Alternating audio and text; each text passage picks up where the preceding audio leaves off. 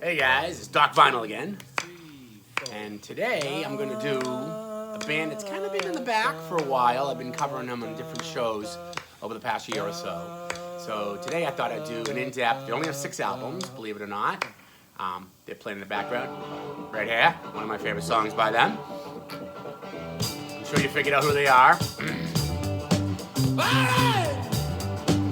Awesome tune. And this is a very good recording here that I have here. So I'm going to turn this down and get to the show. She came! Turn this down and get to the show. Alright, that's just a great album. That's of course from Morrison Hotel, but that's from a special edition of Morrison Hotel, which I'm going to talk about in the show. I'm going to lift the needle. Give me a second. Be right back. No autoplay turntable today. I have to use the old Thorins, so I had to lift the needle or it will bang against the back. Alright, the Doors, obviously. I'm going to do a complete discography. It's only 6 albums, not a big deal. But I'm going to do a ranking, too. My favorite albums, just kind of, make it a little bit more exciting. All right, now, it's a band that almost everyone knows about. It's like Led Zeppelin. Don't have to spend a lot of time explaining who they are. Their first recordings were 65 and 66 are very interesting. A lot of new stuff's coming out. Of course, Jim Morrison movie with Val Kilmer and all kinds of great stuff. This is their first album. And this album I have here is actually a first pressing. A gold label first pressing. Pretty awesome. So, not bad. Pretty good stuff. 1967. They break out with this album, okay? Now, they'd have been doing a touring stuff, what have you. A little interesting piece of information about Jim Morrison here. He's the son of a Navy admiral, Admiral Morrison, who was in charge of the Rear Admiral Fleet during Vietnam at the Gulf and Tonkin. Just a little background, of course. I'm sure that little Jimmy wasn't probably exactly the perfect naval candidate. No, probably not. But just an interesting aspect of his life. So, of course, the band entails here. We're going to go through the original album. This is the original one. Look at that. Soft cover. Really beautiful. Gold label. Really good stuff. Of course, the band is fronted by Jim Morrison, of course, on vocals. Ray Manzarek on keyboards and organ and a little bass from time to time, but his keyboard intros and stuff are very, very key to the sound of this band. Bobby Krieger on guitars and John Densmore on drums. And that's the lineup. It's the 4-man band. It's just stick it. All American. Cool stuff. Their first album comes out, hits the rockin'. It's got Break On Through, Soul Kitchen, The Crystal Ship, 20th Century Fox, great song, Alabama Song, and Light My Fire. There you go. Whoa. This laden with hits. Side 2 is Backdoor Man, I Looked at You, End of the Night, Take It As It Comes, and The End. And of course, The End was used in the movie Apocalypse Now. My only friend, The End. Great song. Very eerie song. But their first album, Hit the Road Running, came out in the spring of 1967. Of course, many other albums were big debuts in 67. So that's the first album right there. All right. And I have another one, of course. I have another copy. This is the red label. This is not as rare. This is my first copy, so there you go. Now, the second album comes out. It's called Strange Days. And by the way, this is my favorite album by them, by the way. When I rank them, you'll see that. Another gold label, Strange Days, original album. Again, what an album.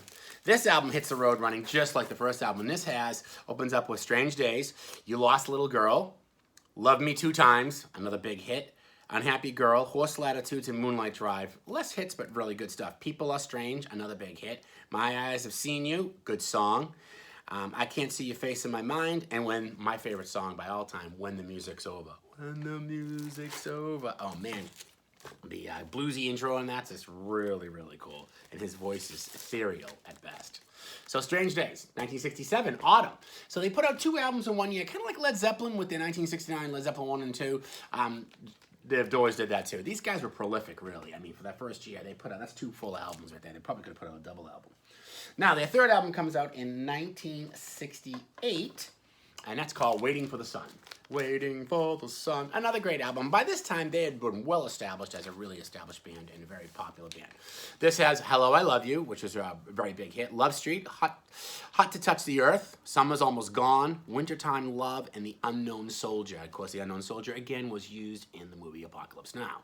Side 2 is Spanish Caravan, great song. My Wild Love, We Could Be So Together, Yes, the River Knows, and 5 to 1. 5 to 1 is one that has that just amazing beat. And that just building crescendo of music. It's just really, really good. This album Very good. Waiting for the Sun. One of the forgotten middle albums, but one of my favorites. This is a 180 gram repress, of course, in the gold label. Great stuff. Great, great stuff. Great, great album. Now, their fourth album comes out in late 68, early 69, and I just recently got it. It's called Soft Parade. This is a really, really good album. This has a lot of really good hits on it. This is when they transferred to the red label, and let me pull it out and see what's on this, and let's talk about what the album songs are on this. We have Tell All the People by Bobby Krieger, Touch Me, another Krieger song. I go, dude, that was such a good song. Shaman's Blues, Do It, and Easy Ride, one of my favorites on this album, Easy Ride. Really good stuff. Beautiful, beautiful, lambastic. Jim Morrison vocals. Side 2 is Wild Child, very good. And of course, that's been covered by another band called the Struts later on, just recently. Running Blue, Wishful Sinful, and The Soft Parade. Again, this is one of the albums that's kind of gets least recognized because it's a little more mellow. It has more trumpets and horns in it. It's definitely them experimenting. Very, very good album. It is one of my favorites. It's up there. I don't particularly like the same exact albums that most people do with the Doors, but in this particular case, I do like Soft Parade a lot. I think it's just an underrated album, big time. So that's Soft Parade. Now, Morrison Hotel, another favorite of mine, comes out in 1970. This was a really big one. This had two big hits on it. Peace Frog on it, and it had Roadhouse Blues. So this album comes out in 1970. Very good. Of course, I have the original Butterfly label.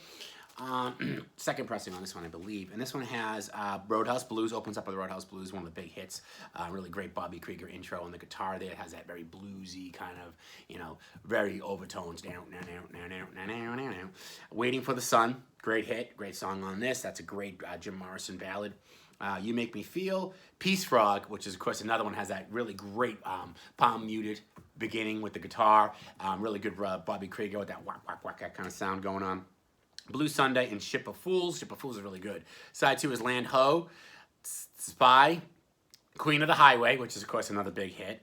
Indian Summer and Maggie McGill.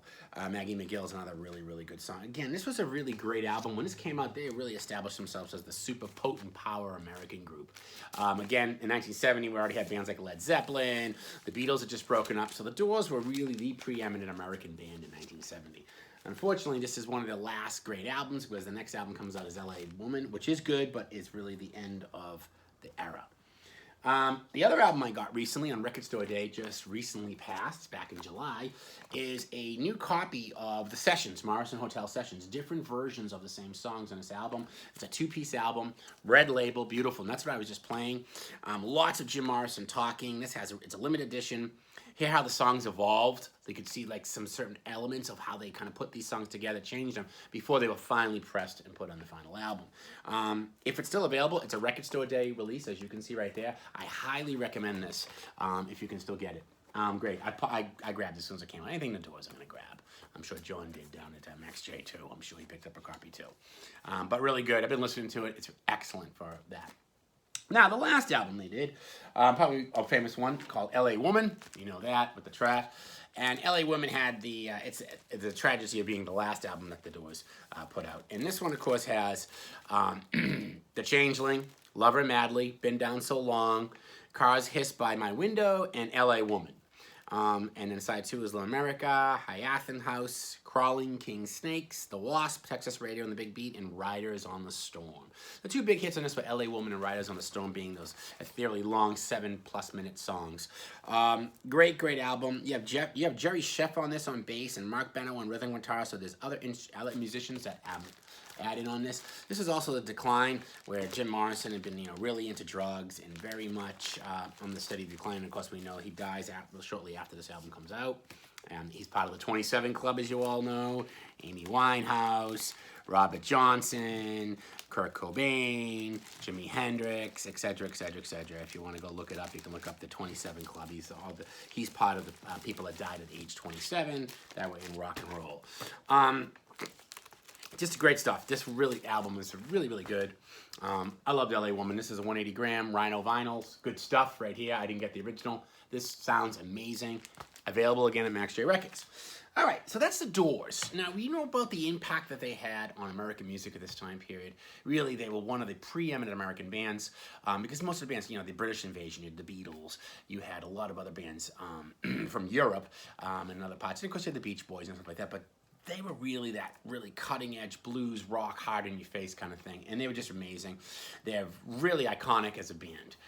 Only 6 albums. That's it for the studio albums. Now, there's a lot of compilation albums. There's a lot of greatest hits and live stuff and all kinds of recordings that have surfaced since, you know, the demise of the band. So that's definitely been there. So let's talk about my personal favorites. Just kind of like, you know, Doc Vinyl thing. It's kind of cool. Now, I rank these albums really easy. It's 6 albums. Not very hard. So obviously, I already told you my favorite album, which I think is my favorite album by far, is Strange Days. Strange Days is #1 for me. This is just really, really good because it just has, you know, it has my favorite song on it when the music's over. It's just got loaded with hits. So the second album, Strange Days, is #1 for me. #2 is, this is easy, is their first album. Obviously, for all the hits and just the great music on it. The first album is my #2, so The Doors. And #3 was kind of a tough one because I was going between the two big albums. I was going between Soft Parade and Morrison Hotel, and I didn't know which one to go with. So I went with Morrison Hotel as #3. That's my favorite. That's #3, and then Soft Parade. I just think it fits that way better. I really like both of them because Soft Parade came out first, that's being their third album. Their fourth album. And then, of course, the next album, #4, is Waiting for the Sun. This is really good. I like this album, #4. And then my least favorite album would probably have to be, and it probably is with most people, is, is LA Woman. LA Woman being #6. Okay? That's the other one, the other version of Morrison Hotel from Record Store Day I was talking about. So #6 would be LA Woman.